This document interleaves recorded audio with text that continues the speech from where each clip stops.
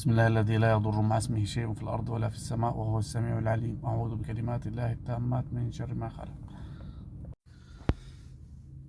السلام عليكم ورحمة الله وبركاته. اذكر الله وصلي على سيدنا رسول الله عليه الصلاة والسلام. طبعا الناس كلها متابعة من يومين موضوع لعبة تشارلي، واحنا نعمل لعبة تشارلي دي قدامكم. انا ما اعرفش القصة هي هل حقيقية، انا محاول اثبت القلم بس. هل الناس الفيديوهات اللي شفناها، طبعا احنا شفنا فيديوهات كثيرة وفعلا القلم بيتحرك، فاحنا هل هنجربها دلوقتي نشوف هل هيحصل الحاجات اللي احنا شفناها في الفيديوهات دي ولا لا. مش عارف القلم مش راضي يثبت. مم. لكن احنا شفنا في مدرسة في امبابة بيقول لك انه هي حصل فيها الموضوع ده. دقيقة، طيب احنا نثبت على الحتة العريضة دي شوية يمكن تثبت. اثبت يا عم.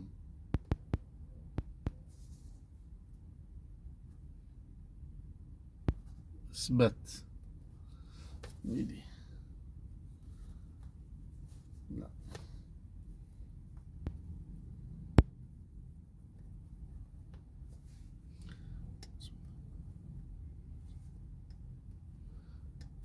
في مدرسة في امبابة بيقول لك المدرسة دي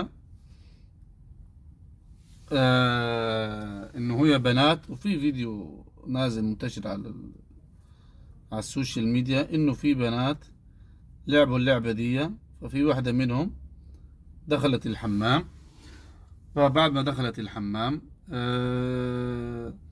لقيت وش غريب، ولقيت وش بدون قلع عيون وبدون جسم ومش عارف ايه.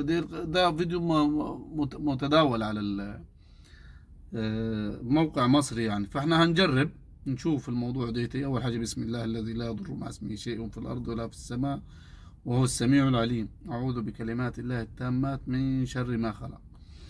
هم بيقولوا له كم تشارلي، ار يو تشارلي هير.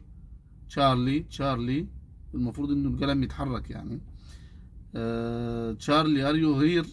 فيقعدوا يقولوا، انا بقولها دي اهو، يتحرك القلم ولا مش هيتحرك. تشارلي.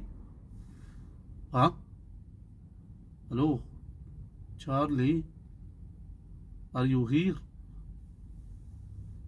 تشارلي.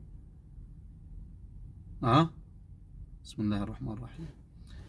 تشارلي ار يو هير. هو تحرك القلم بس ما لفش. تشارلي ار يو هير. هو اتحرك القلم يعني نزل شوية.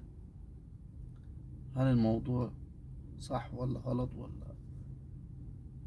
بسم الله الرحمن الرحيم. تشارلي ار يو هير. طبعا انتوا شفتوا الفيديو قدامكم، واحنا جربنا الحكاية عملي قدامكم. الموضوع فعلا لما تشوفوا يخوف يعني. الموضوع يخوف لما، خصوصا لما تكون وحدك. بس اذا ده حصل حقيقي. بس انا وانا ما اتكلم ما انفخ في القلم، وانا ما اكلمكم كده طبعا ما فيش حاجه، ما نفخت في القلم تحرك القلم على الورقه. فاغلب الفيديوهات اللي ما تشوفوها دي هي طبعا فيها نفس القصه كده، مكيف شغال، باب يتفتح، المهم انه القلم ما يتلف. ممكن ما يتعمل الفيديو 100 مره على بال ما القلم يلف. وهل هو الموضوع حقيقي او مش حقيقي؟ هو المفروض الناس ما تجربش يعني.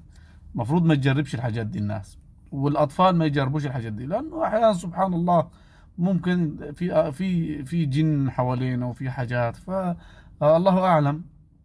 ممكن الشيطان يتلبس للبني ادمين ويتلبس للاطفال زي كده. فاحنا نبعد اطفالنا عن اي حاجه زي كده.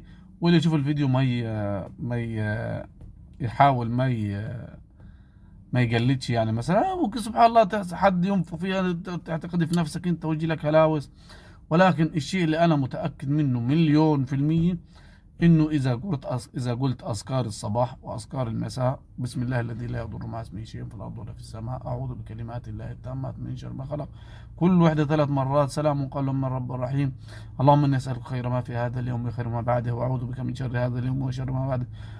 الله يعني الأذكار بتاعت الصباح، المعوذات 3، آية الكرسي، لا مش هيصيبك ولا تشارلي ولا جدة تشارلي حتى. السلام عليكم.